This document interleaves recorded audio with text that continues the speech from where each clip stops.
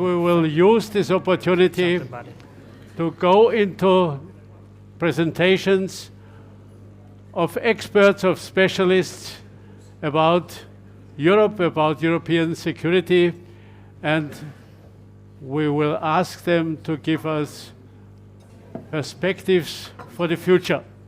The title of this panel is Europe's New Security Architecture. And therefore, of course, we have invited at least somebody from Germany. And this is, in this case, the director of Stiftung Wissenschaft und Politik, as I said already. So far, we want to listen. Usually the German government is listening to him. This time, okay. I'm not so sure about that. We are listening to him, okay. And of course, next to him at the other side, next to at my side, somebody from France has to say. And I really want to say a very specific thank you for coming, because he was the last one. You know, we had the preparation of such an event. It's always so, you get an okay, I will come, and a few days later, or maybe a few weeks later, suddenly this is not possible anymore, you have to change. And this case really was one when we had the last minute changes, and the miracle was that we did get somebody who really is not only an expert on European security policy, but as I said already, is the director of studies and research à l'Institut des Hautes Études de Défense Nationale, Paris, which means the institute in Paris on security policy, on Défense Nationale. And I think this combination certainly we should use also to talk a little bit about this architecture, where can it go? And we will see, you know, whether the two experts can present us a little bit. And in addition, of course, we also brought somebody from Italy, who is serving outside Italy. So far he... Still in Europe, you know. Federico Fabbrini. Yeah, this is European. Professor, and he will add also especially the legal side of the challenges we will have. And last but not least, as I said, Barbora Maronkova. She is living very close to me. You know, it would be easier if we would meet in our homes, because she comes from Bratislava. But she has been nominated the head of the NATO Liaison office. And because Liaison office between NATO and OSCE, you know that Vienna is the seat of OSCE, and therefore this will be of specific interest. Nobody knows already what will be the future of OSCE, how will it develop, probably or maybe also the end of the war in Ukraine could influence this question. We will see. Okay, this is the team, and I start with the biggest one, I mean, from the population, and this is Germany. I wanted to ask Stefan Mair. As I mentioned already, he's not only a specialist for European security policy, he has worked long time also in Africa. He knows a little bit about also the regions around Europe. And please, Professor, if you start. Not professor, but thank you very much for having me. And I start with really telling you, and I think that's not new to you, that German considerations of European security architecture always centered on Russia. Right after the Second World War, it was the fear of Russian expansionism which convinced the German Western government then to join NATO, to push for European integration and not to accept the offer by Stalin to have a neutral, unified Germany in the center of Europe. This policy of deterrence and containment we had then was in the 70s supplemented by the so-called Ostpolitik, the Eastern policy, which was in a sense always a Russia-first policy. That was not really an Eastern policy, I would say. So the hope was to transform Russia to a certain degree, to reduce tensions and to get there.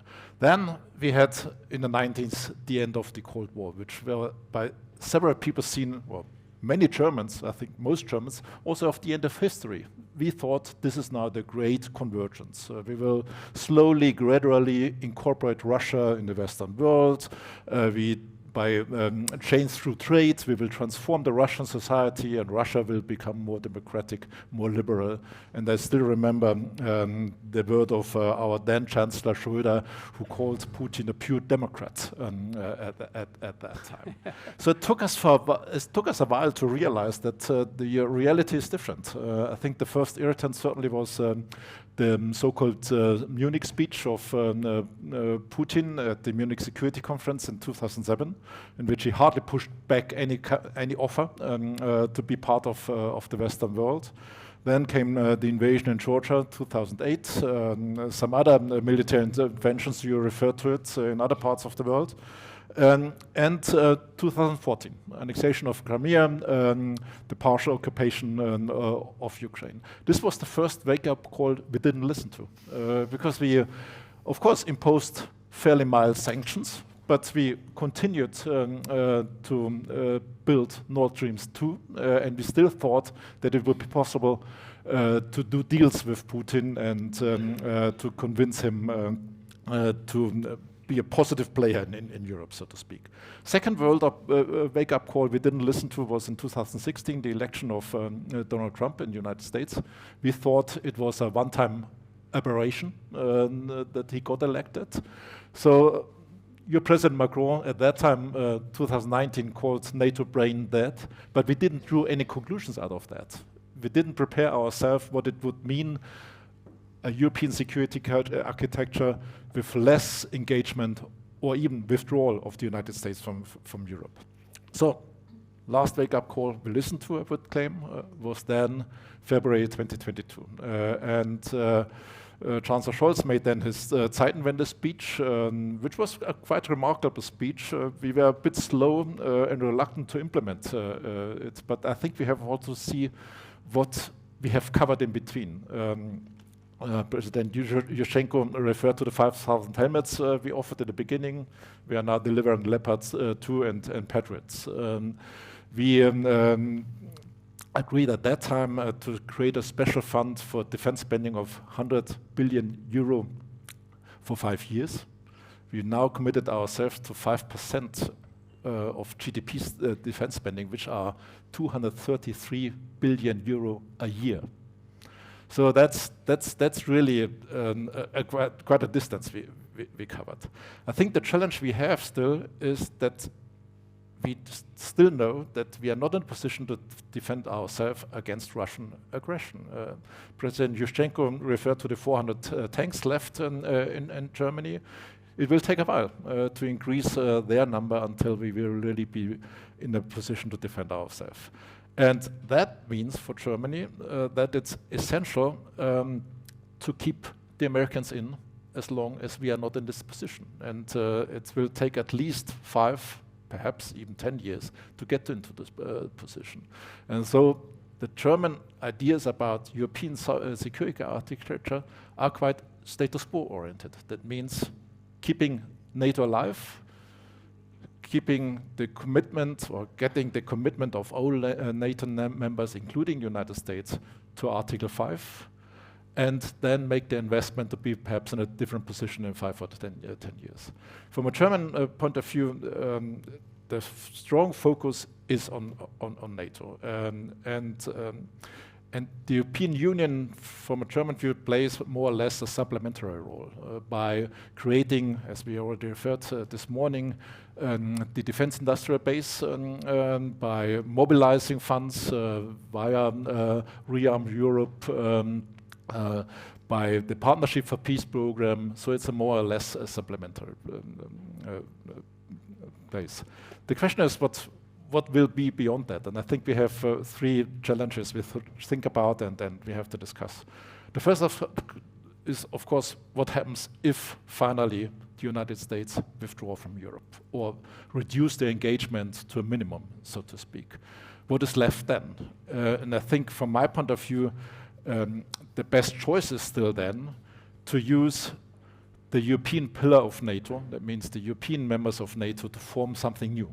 Because to defend Europe, we definitely need the UK. We probably also need perhaps Turkey. And we have to use this pillar to do that.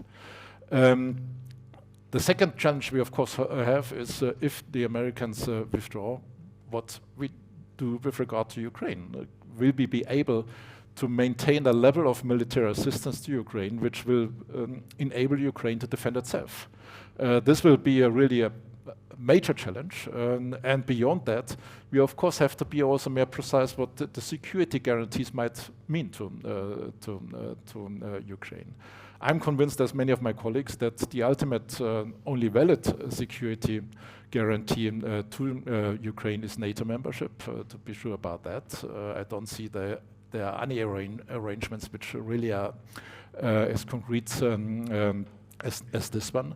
But we all know that there is no consensus. Even the German government has some difficulties to accept this membership for the time being. This third challenge, and I will end there, is about the scope of a European security architecture. We are very much focused, rightfully, on Russia and Ukraine. But we know that, for example, our South European neighbors are quite unhappy about this focus because they are more concerned about the Mediterranean, about the Middle East. I think we have also discussed, is there a role for Europe in the Arctic region, in the Black Sea, in the Caucasus? What role for Europe internationally? And you referred to it. Do we have a role in safeguarding trade routes, engage in other parts of the world? And, of course, scope of the European security architecture also means what about the neutral countries in Europe?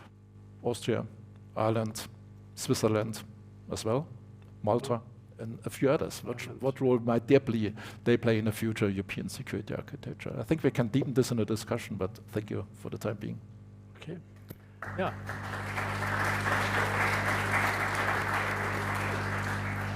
Thank you very much for your clear words, and I think this is something we have to accept at the beginning.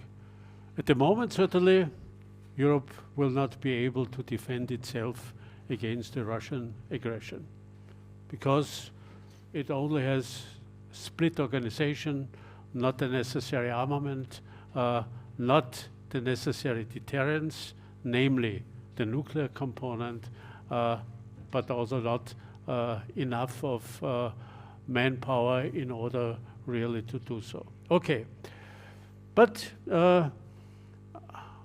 not only this is the question, we also saw, you know, that maybe sometimes at least political aggression also can come from the West, even against a partner from your own organization.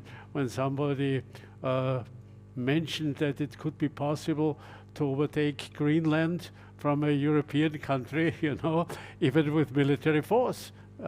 So far, of course, there is and will be a need for autonomy or whatever you call it in the future. I think everybody will agree that this will not possible at least in the next, let me say, 10 years. 5 years is very optimist, I would say, but let's hope so.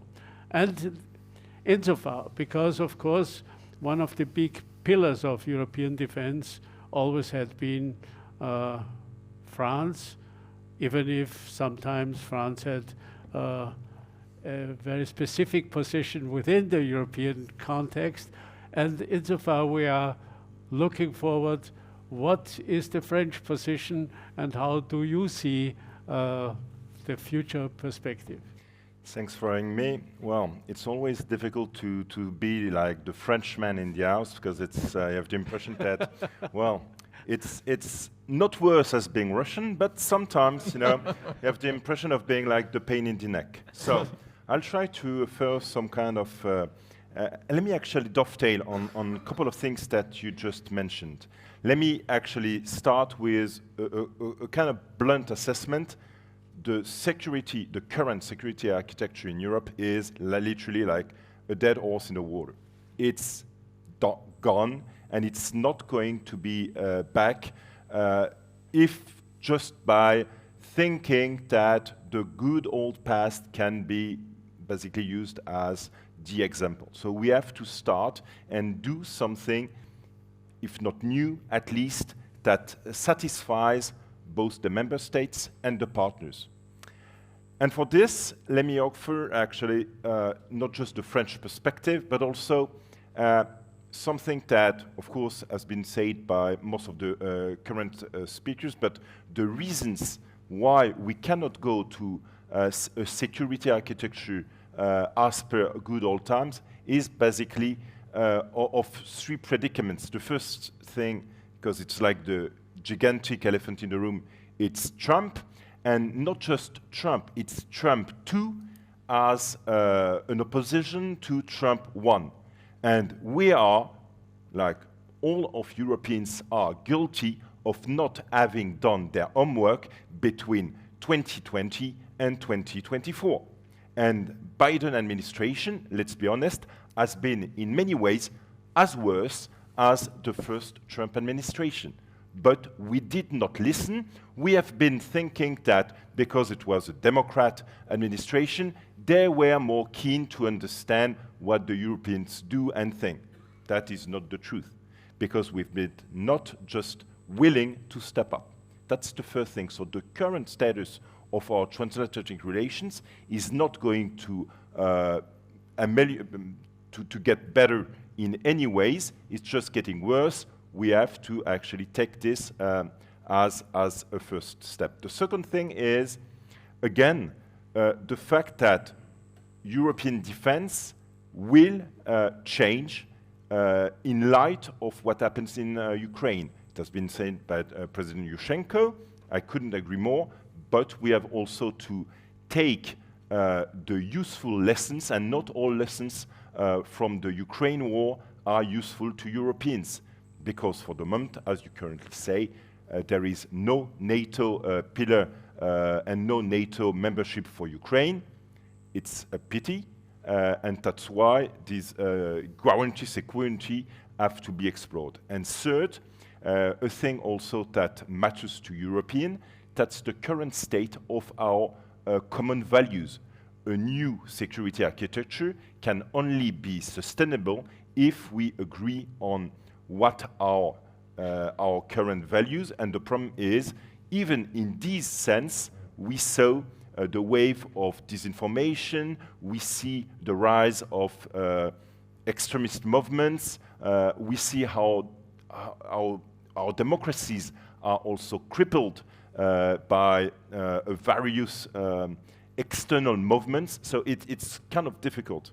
So when you say, when you take this as a beginning, let me offer three possible ways on which I use as a statement what the newly published French Strategic Review assesses. This paper, which is analogic to any white paper, has been published in July 25, and it offers literally three perspectives. The first one is we have to start by not just security, but security and defense. That is a core defense and security pillar focused on increasing our military capabilities and alliances. It means under these core pillar, three things.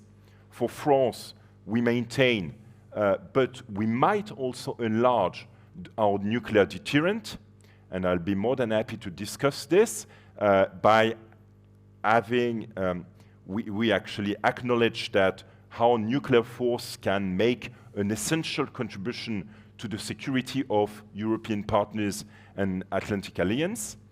Second, we need to actually be more responsible in terms of military capabilities, military capacities. France has done a lot of homework.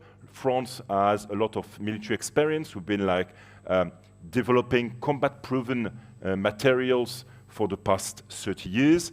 And the third point in this core pillar is we need to be at the same moment reliable NATO allies and simultaneously insist on building what you were, Stefan, calling, that is, a European pillar within the alliance. So, in a nutshell, this strategic autonomy does not say we will not be doing without the Americans. It is just being able that the time coming, or if the Americans are leaving, we will be able to act as Europeans. The second point, and I mean it's also quite important, this security pillar or this security architecture has also to take stock of the strengths of our European industrial base. So we need to invest more, and invest in technology. These EDTIB, this Autonomous European Defense Technological and Industrial Base, has to be favored because it is the only thing that ensures long-term sovereignty. And that's a key point, sovereignty. For us, in France, it means two things. We have to be ready for what we call wartime economy. It's not just planning for an economy in time of war, but it's just giving the economy the opportunity to shift the time coming, or the opportunity permitting, from a time of peace to a time of crisis and then a time of war. So we need to prepare, all of us, to how we shift from an economy in the time of peace to an economy in a time of war. So how we reorganize our strategic supply chains and which partners we do favorize. And let me actually offer a guess here. We have been, for a long period of time, prisoner of this over-dependence to Russia. Now we are shifting to the same kind of dependence because of warehouse, for instance, with China. So we shift from carrot to scylla, so to say. And if we want to strengthen our industrial bases, it means that we have to do more as Europeans all together. Cooperation, funding, and Europeans have been basically doing a lot. The Commission has also to be saluted for the good work she's been doing for economy of scales, for the new EU financial tools, but we can discuss this later. Finally, and that's the third point, which is also critical to this security architecture, we have, and President Macron has offered, new political tools, something that is not the EU, not the OSCE, not NATO, that is a kind of new political and diplomatic architecture through the EPC, so the European Political Community. This tool is quite interesting because it responds to one of our strategic objectives, that is defend Europe and contribute to the stability of European Union's neighborhood. And by this, we encourage EU integration of Moldova, of Ukraine, of also Georgia, to better anchor these nations in the Western Hemisphere. And this European political community is a key forum that I'd be more than pleased to discuss with you, because it provides a crucial non-EU, non-NATO political dialogue platform, and it also calls other stakeholders like the UK, like Turkey, and also candidates to basically provide for European transformation and this new security architecture. In a nutshell, and with this I conclude, to be fully efficient, these future economic security architecture has to balance between, on the one side, military preparedness, because we have to be, as the Italian or the Latin would say, be prepared for war if you want peace. And this military preparedness is our key element to deterrence, but at the same moment, never close the door, and we need a political architecture for this stability. Thank you.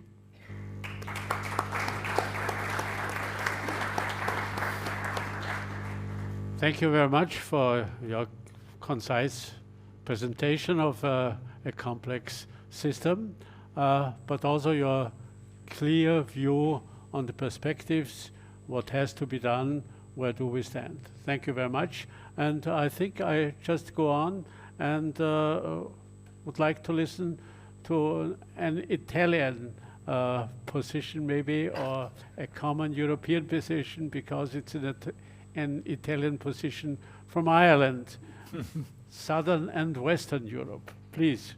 Thank you very much, Werner, for giving me the floor, and first and foremost for inviting me. Thanks to you and the IS for this kind of invitation. I will certainly disappoint you because I'm not going to make an Italian position to the panel, but I do hope to make a European position and to suggest some ideas, at least from an academic perspective. So for the purpose of this panel, I was going to limit myself to making 3 points, really. The first is about the challenges and the problems. The second is about the developments that we had so far. And the third about some bolder, creative, alternative proposals to move forward. So on point number 1, I can be very, very brief because I basically agree with what Stefan and Guillaume have said. I think we are facing an unprecedented situation for Europe. Russia is a threat, but let's be honest, America is no longer there as a reliable partner. I could go on and on. I could explain that Article 5 of the NATO treaty is, from a legal point of view, actually pretty wishy-washy. It's only credible because the Americans put the bones behind it, and that's no longer true. To make the long story short, the changes in the U.S. are not contingent; they are structural. And so I think what Stefan and Guillaume have said, I fully agree on it. So let me come to the second point, which is about the developments in the EU. And here, I'm the only academic in the panel, so I can give a short answer also to the second point, because I did write a book, which I'm going to showcase to the audience. It's entitled The EU Constitution in Time of War, Legal Responses to Russia's Aggression Against Ukraine. I published it in February of this year for the 3rd anniversary of the war with Oxford University Press. I'm taking the freedom to raise it because I know there are many students from the Academy in the audience as well. Now, without further promoting the work, but I think it's fair to acknowledge that the EU has done a lot in the last 3 years. In fact, in many ways, common foreign and security policy has advanced more in the last 3 years than it did in the previous 30 years. We have a new strategic compass, we have a new defense industrial policy, the Union has rolled out a military assistance mission in Ukraine, the largest ever in CSDP. The Union, of course, triggered for the first time the Temporary Protection Directive to support refugees. We have basically raised 100 billion euros of common debt to finance Ukraine, phased out of Russian fossil fuels, and of course restarted enlargement. Those are all positive developments that have occurred in the EU up until this point. But at the same time, it's clear also the European Union faces structural constraints on its ability to raise up to the challenge in foreign affairs. And these constraints are constitutional because they come from our treaties.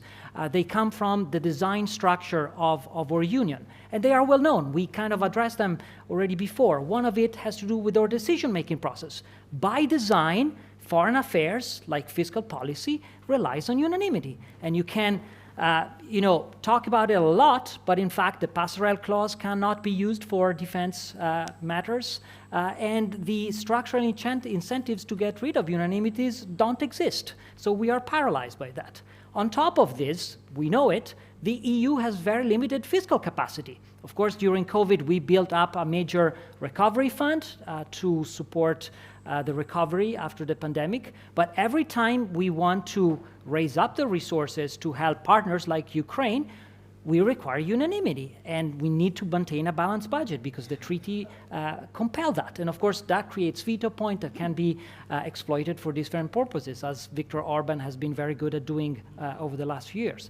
And then, last but not least, we also don't have military capabilities at the union level. The treaties allow member states to make their capabilities available to the union, but there is no way for the union itself to develop its capabilities. Now, those constraints can't be changed without constitutional reforms.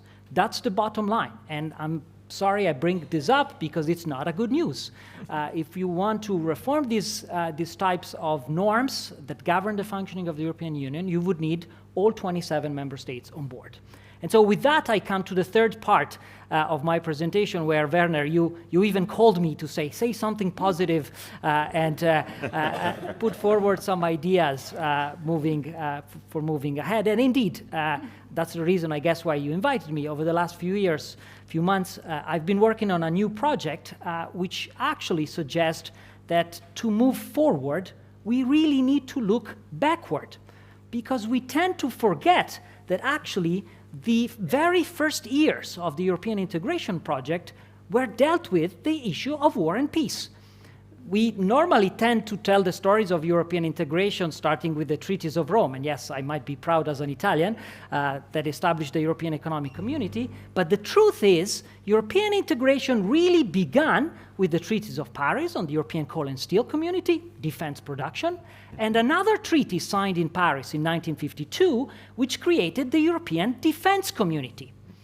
That was the early days of the Cold War. There was a major fear that the Soviets would invade Western Germany and all of the western part of the continent. Korea was already at war, and the United States were busy in Asia. And so the 6 founding states of Europe, the same states that the year before had concluded the Coal and Steel Community, Germany, France, Italy, Belgium, the Netherlands, and Luxembourg, concluded a treaty that created a common European army, funded by a common budget, governed by common institutions, integrated into NATO as the European pillar of NATO, with a bridge to the United Kingdom, with a mutual defense pact with the British, and of course open to the accession of other member states. Now, talking about the European defense community today, I mean, when I do it in public, people look at me as if I'm a crazy guy saying something, fantascience or something. But it was not science fiction. Actually, it was real. A treaty was concluded, and what's even more extraordinary, actually, 4 states out of 6 ratified that treaty between 1953 and 1954. In Germany, through a constitutional reform even. The Adenauer government put all its political stakes on that process. Now, we also know that in the summer of 1954, the French Parliamentary Assembly, it was the time of the Fourth Republic, they didn't reject the treaty, technically. They simply voted to postpone ratification. And then the rest is history. The rest is history, because 6 months later, the United States said, okay, you guys can fix it on your own. Let's bring West Germany into NATO. And the year afterwards, with the Treaty of Rome, European integration took a different path, the path of economic integration, with the aim of achieving an ever closer union still on the books. Now, we are at that moment in time where I think, to some extent, we have to go back exactly where we started. And the similarities and the analogies between what we have now and what we had in the 1950s are staggering. Just as in the 1950s, Russia is a threat, just like in the 1950s, the US commitment to Europe cannot be taken for granted. So just like in the 1950s, it's Europe that has to do it by itself. But the way how you do it, the institutional design, the financial resources, the legitimacy of decisions on important issues like war and peace, life and death, are very crucial. And that's why at my institute in Dublin, we launched a project that it's called IHEDN, where we are making the case that, in fact, the EDC treaty can be revived. From a legal point of view, it would be feasible for the 2 states that didn't ratify in the 50s to do it now. Interestingly, legislation has been put forward in Italy, one of the 2 countries that didn't do it, to consider ratification of the EDC treaty today. Of course, for France, there are special considerations and challenges of which we are fully aware. But I go back to a point that was made in the previous panel. We are at a time in history where we need to make the impossible possible. And, you know, I think of moments in the history of European integration where many would have thought it's impossible to have a common currency, to give up the shilling, the lira, the franc, and the Deutschmark. We made it possible. It's impossible to abolish border controls and have a free movement zone. We made it possible. Why can it not be possible to make a European army for defensive purposes integrated into NATO? Let's make it real. Thank you very much.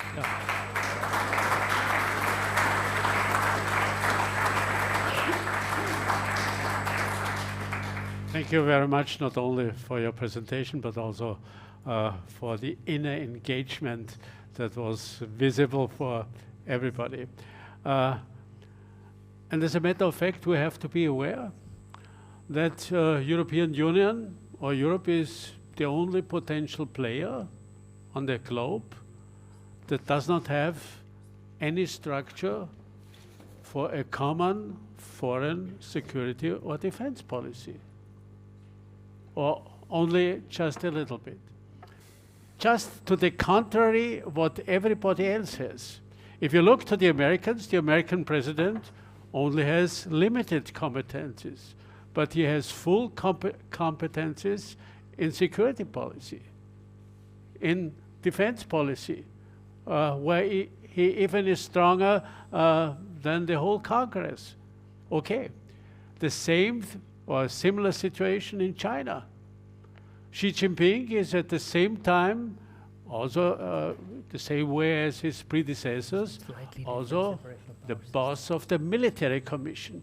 The military commission in China is the most important and most powerful instrument for every party leader in China. If you look to India, it's a similar situation. I mean, the Indian Prime Minister has limited competencies, but he has quite a few competencies in foreign politics and also on the military sector. And even if I look back, you know, to Austria's history, you have to say, Austria-Hungary was more or less constructed as a federal monarchy, at least 2 sides and also regional competencies and so on. But there only were 3 common competencies, 3: foreign policy, military, and finances. And this is just what we lack in Europe. And insofar, the question of whether Europe will and can become a global actor will depend immediately at this question of shaping a common foreign security defense policy. Not only the policy, but also to have the instruments, of course. Okay, but before we go in a further discussion, I would like to ask Barbora. She can give us an insight of NATO, and at the same time, maybe also this is certainly quite an interesting constellation now, you know, the liaison office with OSCE. How do you see this European structure at the moment, or maybe also in the future? Thank you very much. It's always a challenge to be a last speaker of the last panel after everything that has been said, and I think I can just close it down and say I agree with everything that was said on my panel. Also the EDC treaty, wow. I think the EDC treaty is a great idea, and I think we can go for lunch. No, so maybe just a few words. And if Guillaume, you feel a bit, sometimes being a Frenchman, being a pain in the neck. Imagine being a NATO liaison officer in Vienna, not only to Austria, but to OSCE, but we can discuss that as well. So I'm up for the challenge. I am new in town. I came to Vienna only 1st of October, so bear with me, but I've been with NATO for 19 years, so hopefully I have something to say on behalf of my organization. And I think what is really clear, at least to me, but thanks to my panelists, I see it's also more widely perceived that we cannot talk about European security without talking about one of the key players in maintaining peace and stability in Europe, and that's NATO, even when we are in neutral Austria. So when it comes to NATO, we can also not forget when we talk about European security and looking at different constructs, whether within the European Union or EPC or any other construct, excuse me, the NATO actually is 32 countries. Sometimes we tend to forget that. So we have the United States that everybody's talking about, yeah, fine, but we have 31 other countries, out of which majority are the EU member states. But we also have some very important countries, and Stefan mentioned some of them already, which are extremely important to European security, both in terms of capabilities that they can bring, but also geographically. And if we imagine a map in front of our eyes, I'm talking about UK, of course, but Norway. We have Turkey at NATO, Southeast. But we also have our members from the Balkans, Albania, Montenegro, Republic of North Macedonia. And then let's not forget Canada. The poor Canadians are always somehow forgotten in these discussions. But Canada is also very important. So we have a setup both in terms of membership at NATO, but also what we are good at, and I hope we are still good at it 76 years later, is what? It's the hardcore military. It's the standard setting, it's the interoperability. I would argue there is no other organization in the world that actually has that level of interoperability that even other countries around the world are coming to us to seek how to do the interoperability. And then there is obviously the command structures that we have built over 76 years. So again, very important part of the European security, but of course we are living in very interesting times. And we heard a lot of keywords this morning that I would argue that even maybe 5 years ago, you would only hear them within, talking with the NATO nerds, or, people really in the, military defense area. Defense spending, the defense capabilities, even words like deterrence and defense or nuclear deterrence. But we heard them this morning, and we heard them in the EU context being mentioned by the previous speakers. So to me, this is also a great change that I would say, to use the German word, Zeitenwende, not just for Germany, but for Europe, to be talking within the European Union circles about this issues and terminology, which before was really reserved only for NATO. And I think it's a good thing, and this was already mentioned. Why is it a good thing? Because we need a strong European component of NATO. US made it clear, but I think also most, if not all, our leaders have also realized this. They have taken it on very seriously, and if Europe has taken on much greater responsibility for its security, but it should be complementary and not duplication of efforts. Because let's go back to 2-3 months ago. Well, it's already November. Okay, let's go back to early July. To the NATO summit in The Hague, where the 32 member states agreed to unprecedented 5% of defense spending. So 3.5% for the hardcore military hardware, but the 1.5% for the more softer security-related costs like protection of civilian infrastructure, facilitation of military mobility, resilience, etc., etc. But this 5% comes from your money. It comes from the member states. So it's one part that the same country, which is member of NATO and a member of the EU, has to pay. So it's the same pot of money. So we need to work together with our European Union colleagues to make, not to go it to waste, to do implementation, as Arnold mentioned this morning, and to make it fast. So to make the defense industrial production faster, leaner, to change the very burdensome, long procurement processes that every single member state has, particularly in the defense, and to really outpace, if we can, very quickly, the production capacities of the Russian Federation. And we can do this only together by working together.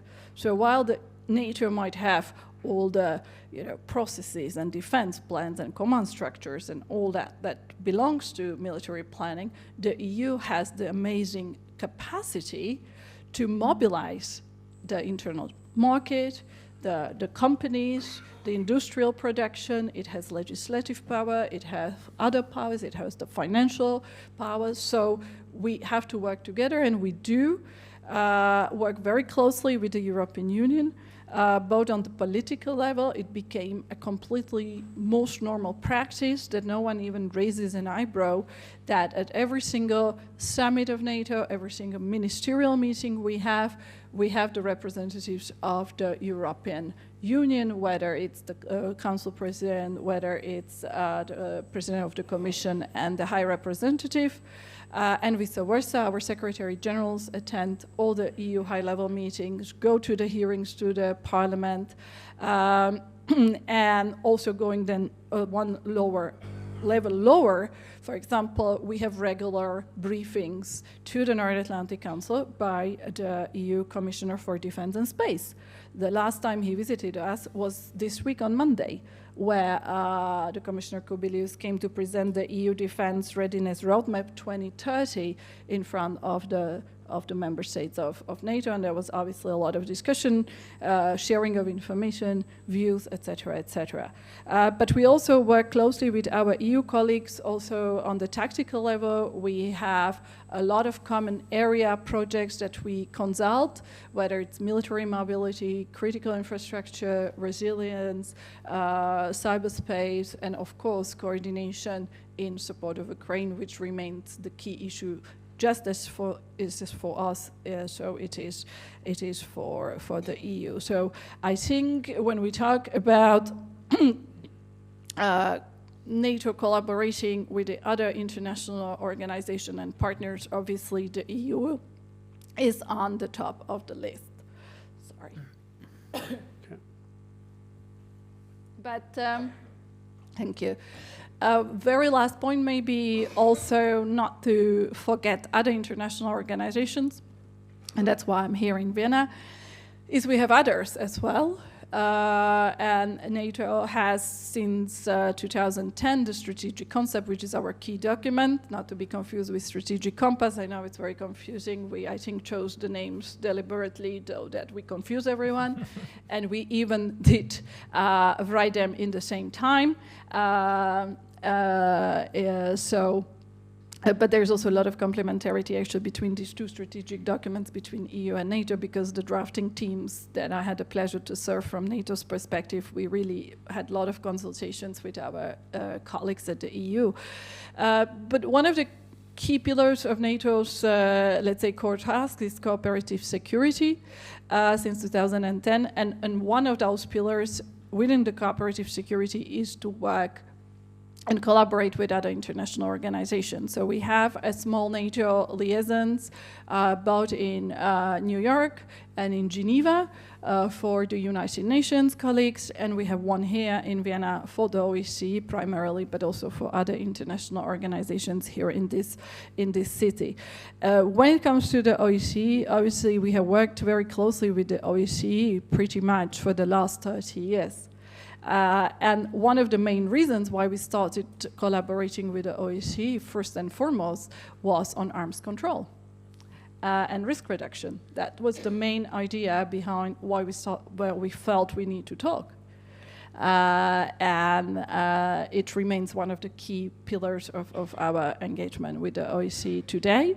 And obviously what is also interesting for us particularly is that the OSCE is one of the very few platforms where one of the participating states is still the Russian Federation. And that for us as an organization which currently has no contact with the Russian Federation is an interesting avenue. So I'm going to leave it at that. I've been here only for a month. Next year maybe I can tell you more on what I do here.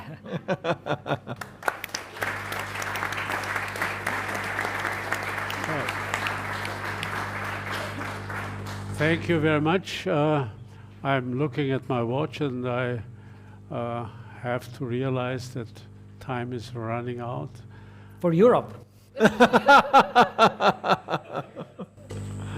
Not only in this event, obviously, and therefore I have a last question to our German and French speakers. We have talked now about the security architecture, and my impression is that there's not very much difference from the German and the French position, from an overall European position, from the NATO position. I mean, I think we can find a common position. But can we also find common projects?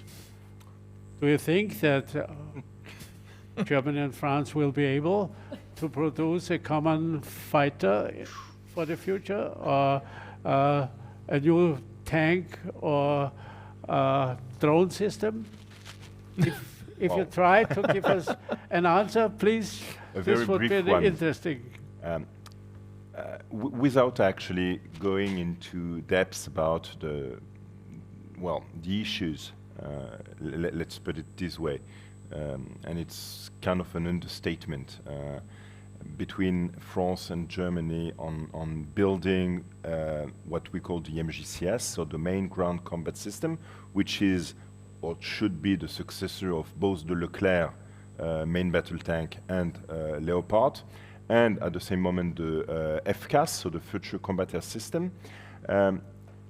I will not dwell into the intricacies and the industrial misunderstanding, and basically I would only actually underline two things. First, there are at least a political will to do things together. And it's true that if the two big stakeholders and the two big states in Europe, so mainly Germany and France, are not able to get along on one key industrial and military product, it is not sending a good signal to any of the others. So that's the political statement is kind of key. Then the problem is sometimes we start with a very benevolent attitude at the political level and not enough consultation at the industrial level, which of course says a lot about the non-understanding of the industrial settlement and organization, how it works in Germany, how it works in France. So that's basically the main issue. The second thing is, and I will only focus on this, we cannot, there is not a position, or the failure is not an option. Because if we fail on these industrial and military projects, it means also that all the political will, all the political discussions, and all the this kind of areas and consortia where we are discussing about Europe, European partnership and extra, it's just void. It's just basically paying lip service. So therefore, there must be some kind of success. How will it look like at the end of the day? I have absolutely not, actually no clue. Yet I believe we have to actually, on both sides of the Rhine, do more efforts, and sometimes I will only focus on one thing that was said last week by Guillaume, who is the head of Airbus, saying on a public statement that yes, Airbus is at the same moment a German and French industry and French manufacturer, and he said that to his colleague, I wouldn't say friend, Eric Trappier from Dassault. So sometimes what should be a European and Franco-German issue ends up into a very French internal discussion. So let's look at the German. I could make it easy for me and confirm that's in a French discussion, but this is certainly not the reality. It's only part of the reality. And I'm still quite confident that the moment the head of the French state gets engaged and the head of the German government gets engaged, we will find a solution for that. I'm quite sure on this. But let me make one point, because I'm not so sure. This project is certainly important, but we always look at these big projects. And we learned in the war of Russia against Ukraine that other technologies play a by far more important role in warfare than these big projects. And what makes me confident is that we have now, I guess in France as well, in Germany, many new military startups which produce quite interesting technology. And what is also has changed compared to 5 years ago, before I rejoined SWP, in the Federation of German Industries responsible for the security sector. And I was always confronted with so many companies to say, we do everything, but we don't do defense. No defense. And this has completely changed. Our machinery and equipment sector, which is highly innovative and very good, they really refocus on defense. And so we might be in a few years by far in a better position with regard to our defense industrial base that we are right now. Yeah, then thank you very much. As I said, I was looking at my watch, and I guess I cannot fulfill one promise I gave in the morning. The promise was that we will have a discussion, also public discussion, but the quality of the speakers and the unique opportunity to have them and to present their ideas and their views was so important that, okay, this time we will not discuss anymore. We will go to lunch. But before that, let me thank you. As I said, you know, Guillaume was coming this morning and will leave in the evening. He really came to this event, and I want to thank him. So, my carbon, well. Okay. It's catastrophic. Yeah. No, thank you so much. Thank you so much also everybody of this panel and all the speakers of the day. I think it was a great day, and I really want not only to thank you, but I'm sure that we will meet again, because, and this is also the word where I want to finish and to close. What you said at the end, failure is not an option.